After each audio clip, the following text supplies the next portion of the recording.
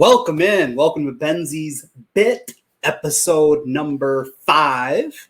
I am Matt Benz, and you can find me on Twitter at TwistBenz. On this week's episode, you're going to hear about Benzy's breakdown of fantasy football. However, the position that we're choosing this week is going to be defense. Yes, I know. The electric position in a fantasy football roster of defense. Most of the time in that aspect, you can find your defenses right off the waiver wire, but I'm going to go over my top 10 defenses of the week.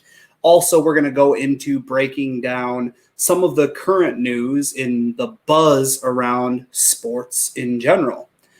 All right, so first and foremost, once again, Twist Benz is my Twitter handle, but I'm also affiliated with Twist Sports Talk. You can find Twist at www.twistsportstalk.com, as well as on Facebook at Twist Sports Talk, Twitter at Twist Sports Talk. We're also affiliated with the TCN, which is the Twin Cities Network. A bunch of awesome shows coming in hot through that network, as well as rtfsportsnetwork.com. RTF, you can find that. All the great shows, including Twist, of course. You've got Just for Clicks, which is another great show, things of that nature. So make sure you check all those out, like them on Facebook, so on and so forth. All right, so getting into Benzy's breakdown of the week. Once again, it is on defense in the fantasy world. So at number 10, it pains me to say this, but at number 10, I have my Minnesota Vikings. All right, their ADP, which is average draft position this year so far, is number 8. I don't see them staying at a number 8 for the ADP, but that's where they are, and I've got them at 10. Once again, their notable players on defense is going to be Danielle Hunter, monster defensive end. Then you also have Harry the Hitman, Harrison Smith at safety, Anthony Harris, who we franchise tagged and kept him around. He's at safety as well. And then we've got the addition of Michael Pierce this year at defensive tackle. Love that pickup. Dude's a beast, run stopper, getting in the backfield. I love that. At number 9, I have the New Orleans Saints. Their average draft position is currently number 7. They have Cameron Jordan, defensive end. They have Demario Davis, linebacker, Malcolm Jenkins, safety, and Marshawn Lattimore at cornerback. Star-studded team, a lot of bang for your buck there if you can get them. My big thing with defenses in a fantasy draft is I'm not taking a defense until the far later rounds. Usually I'll even take a defense in the second to last round of the draft simply because you never know what you're going to get necessarily. Now, when we get up to the, top 3 defenses, that might be something that I might be willing to reach for if they're there in the later rounds. But defense for me in any kind of format really isn't my target. So once again, at 10, I have the Minnesota Vikings. At 9, I have the New Orleans Saints. At number 8, I have the Dallas Cowboys, which I feel like their defense is a sleeper, especially at an ADP position of number 15. So for the 15th defense off the board to have players like Jalen Smith at linebacker, DeMarcus Lawrence at defensive end, Leighton Vander Esch at linebacker as well, and then they even got Clinton Dix at safety. I know he doesn't seem to have the talent he once had, but that's not to say he has peaked. I think with that cast of defensive players, they are going to have a great fantasy season. At number 7, I have the Kansas City Chiefs. Now, they're an average draft position of number 9, so I have them slightly up on my board. I love the honey badger of Tyrann Mathieu. I like Frank Clark at defensive end, Chris Jones at defensive tackle, Anthony Hitchens at linebacker. Now, last season, when you think back, the Chiefs' defenses started really slow. Now, when they progressed throughout the season, they had more of a splash. They were able to kind of formulate a plan on defense and shut down some players with the schemes they were presenting, hence the reason why they got a ring on their finger. So I know offense there is a big thing, but their defense, I have them slowly creeping up my board. At number 6, I have the Chicago Bears. Now, they're going to need, obviously, a power-packed defense because their offense is so shaky, and their defense is what keeps them into games. That's an NFC North team for the most part. Their defense is what keeps them in games. So I have them at number 6 with an ADP of number 6. So we're agreeing on that. Khalil Mack at linebacker, Danny Trevathan at linebacker, Kyle Fuller at cornerback, Akeem Hicks, who always gives the Vikings a problem at defensive end, and then also Roquan Smith at linebacker as well. So Bears at number 6.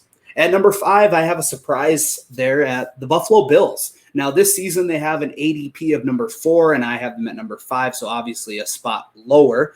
They have Tremaine Edmonds, linebacker, Jordan Poyer, safety, Matt Milano, linebacker, Tre'Davious White, cornerback. I like their defense a lot, especially with the question marks in that league, in that division.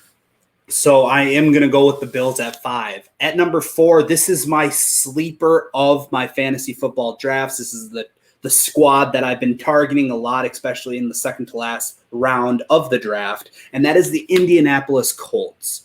Their ADP right now is number 12, the 12th defense to go off the board, and I have them at number 4. Obviously, the pickup of DeForest Buckner is huge at defensive tackle, but also having Darius Leonard at linebacker, Justin Houston at defensive end, and Anthony Walker Jr. at linebacker as well.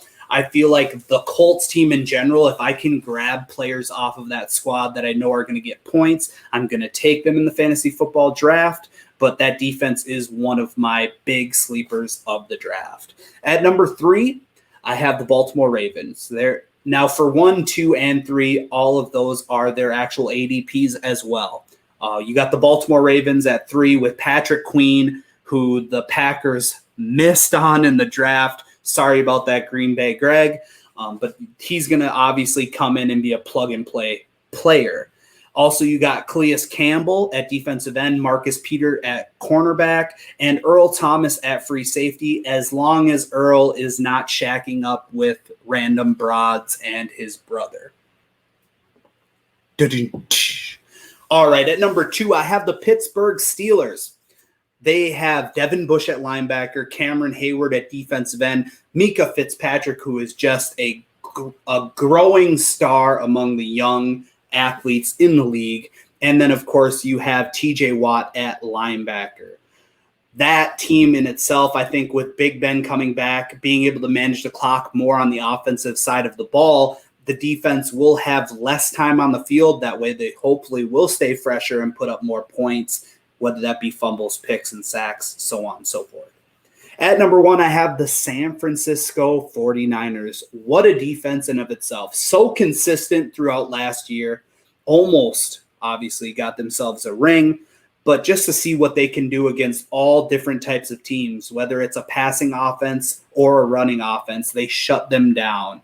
Notables, obviously, Fred Warner at linebacker, Nick Bosa at defensive end, Quan Alexander at linebacker. That is just some of the notables, obviously, in that star-studded defense. I have great faith that they will easily be the number 1 defense this year.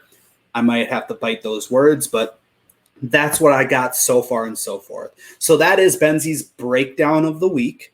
That is my defense top 10, whether you like it or not. It's facts, really, because I'm an expert, right? All right. On to Benzy's baller of the week. My baller of the week is going to be a different Watt brother, not TJ from the Pittsburgh Steelers, but it's going to be JJ. JJ Watt is my baller of the week simply because on Friday there was a tweet directed stating that a fan on Twitter said he was pretty sure the Houston Texans defensive end would not kneel during the national anthem.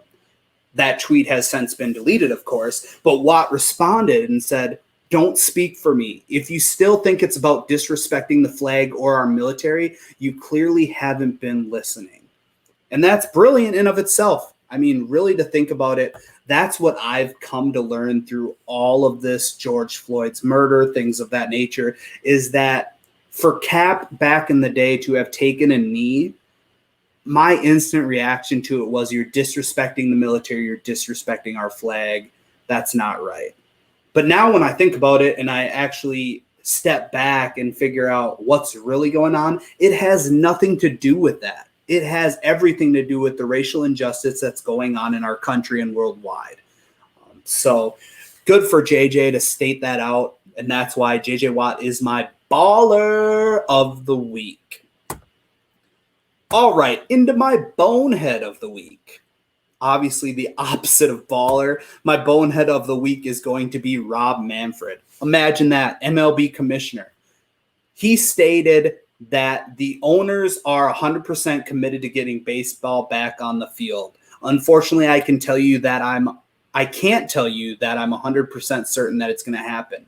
Wait, Rob, I swear less than a week ago, you were stating that you were 100% positive that MLB was going to have a season, but now you're pulling back on that offer. Now, MLB Player Association Executive Director Tony Clark issued a statement on Monday in response to Manfred's comments that read this: players are disgusted that after Rob Manfred unequivocally told players and fans that there would be a 100% chance of a 2020 season, he has decided to go back on his word and is now threatening to cancel the entire season. Any implication that the Players Association has somehow delayed progress on health and safety protocols is completely false, as Rob has recently acknowledged the parties are very, very close. The PA executive, Tony Clark, also stated, the latest threat is just one more indication that Major League Baseball has been negotiating in bad faith since the beginning. This has always been about extracting additional pay cuts from players, and this is just another day and another bad faith tactic in their ongoing campaign. Exactly what I was thinking was, you got Rob Manfred, who's now kind of pulling back his negotiations because he already knows, as do the players, that he's going to implement a 50 to 60 game season, and he's going to do that by his power that be, right? So by him doing that, and coming out with this, it's almost like, what do you think the players are going to do? They haven't budged in stating that they want to get paid to play.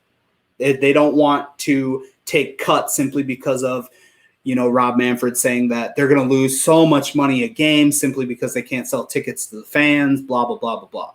You're going to make tons of money, big bags of money. If you would have already got this going, you're still going to make plenty of money, just like any pro sport in America. You're going to make tons of cash. So get your act together and get out there and start playing, man. The guys want to play, and I understand there's two sides to every story, but Rob Manfred, man, what a bonehead. All right, so now we're going to skip on to Benzy's Buzz. Benzy's Buzz, as stated before, is just stuff going around the leagues, plural, all of them. So let's get into the first thing. NFL Commissioner Roger Goodell says, I encourage a team to sign Colin Kaepernick. He stated, well, listen, if he wants to resume his career in the NFL, then obviously that decision. Goodell also stated, but I welcome that. I support a club making that decision and encourage them to do that. Holy cow. All right, Roger. Well, that's all fine and dandy, and that's a great statement to have sent out there because obviously you encourage it, and you're not going to say you don't. And really, on the flip side, I don't think Roger Goodell ever was anti-Kaepernick, but obviously the owners and GMs of teams were because they didn't want that drama at the time on their squad. So I do agree, but the big thing is, can Kaepernick still play at a pro level? And I also understand that you've got all of these other backup quarterbacks, more than a handful of them in the league that can't play. But yet you want to just add Colin Kaepernick to a team. Here in Minnesota, I've seen a lot of Facebook posts from friends that they're stating, the Vikings need to sign Cap, blah, blah, blah, blah, blah. Like, hold on. As Green Bay Greg would say, pump the brakes. They need to give Kaepernick a tryout. Not one of those formulated NFL tryouts where the NFL puts it on. I don't want to see that. I want to see teams try him out, okay? Not showboating. I want him to earn a spot if he can still earn a spot. And that's the way it should be. It shouldn't just be, hey, man, here's a jersey, you're on the squad. No, you haven't thrown a ball, let alone done any type of offensive scheming in years, unless it's one-on-one with some high-profile receiver that supports your endeavors, which is awesome. It shows that he's still putting in work off the field, but that's a completely different story than when the lights are on, the clock is running, and it's time to make a decision. So good for you, Roger Goodell, at stating that. Hopefully some teams do give him some workouts. Next buzz is going to be Nick Kyrgios. He is a tennis player from Australia and stated that Americans are selfish to go ahead with the U.S. Open. Australian Nick Kyrgios has said the United States Tennis Association is being selfish by pressing ahead with the U.S. Open on its original dates from August 31st to September 13th. He stated via Twitter this: "Shaking my head. People that live in the U.S. are, of course, pushing the Open to go ahead. Selfish. I'll get my hazmat suit ready for when I travel from Australia and then have to quarantine for 2 weeks on my return." Okay. So NHL is going to be hopefully pursuing. You've got all these sports, NBA pursuing, things of that nature. They all have international players, correct? So how is this selfish for the U.S. Open to state August 31st through September 13th, they're going to do the U.S. Open?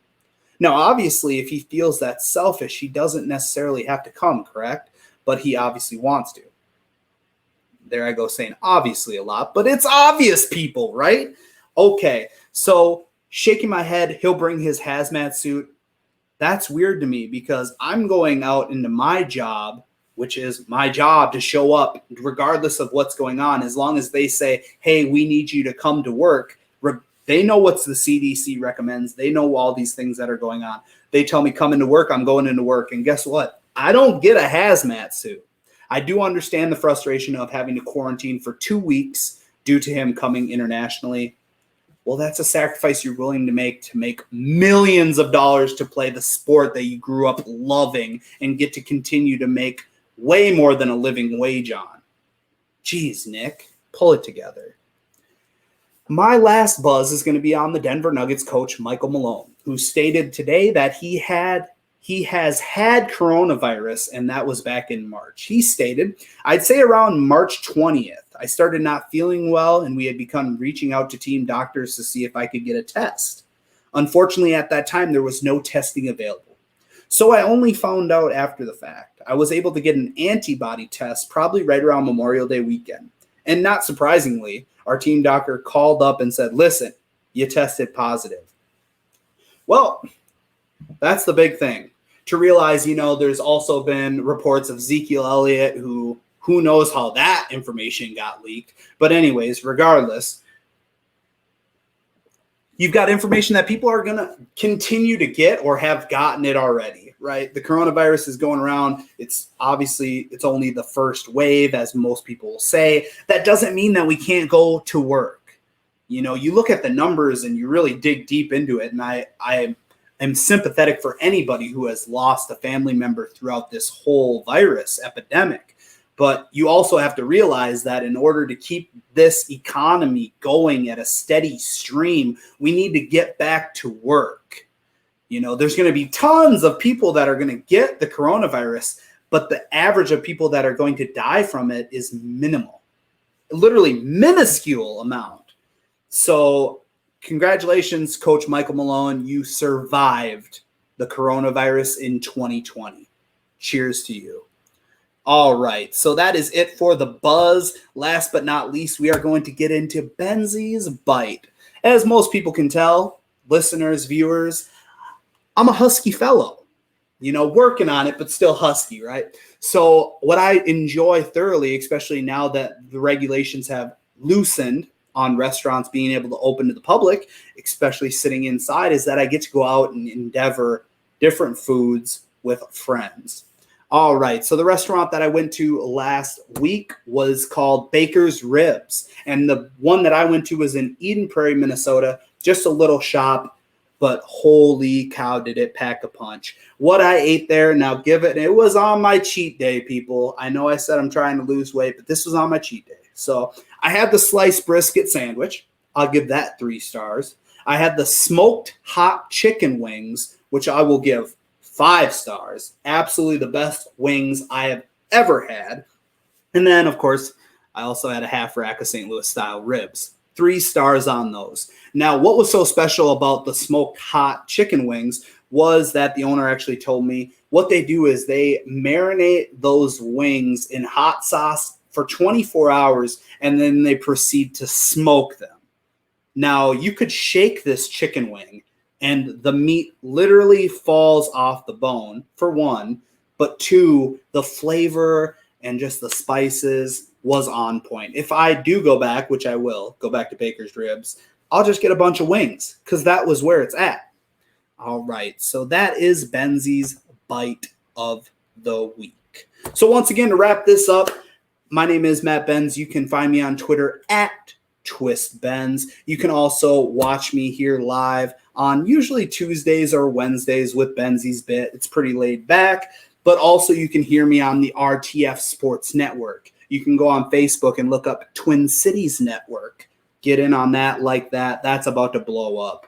And then, of course, you can catch me with my 2 knucklehead best buddies on Saturdays at 11 a.m. Central Time for Twist, the Weekend Sports Talk. This Saturday, we will actually have Eric Nordquist on. Eric Nordquist, a.k.a. Nordo, is from our K-Fan news station, radio station here in the cities. K-Fan, great. We had Sauce on, Meat Sauce, Paul Lambert last week. That was a hit as well. Obviously, we go after the guys that we idolize and pedestalize in the radio and television sports networks. So make sure you check in on Twist on Saturday with Nordo. We're going to be at the fancy MCB studio. Yeah, you heard it right. We're in studio, not like this in my home with the clock behind me. So make sure you check in on that. Make sure you like us on all platforms and have a blessed rest of your week. Peace.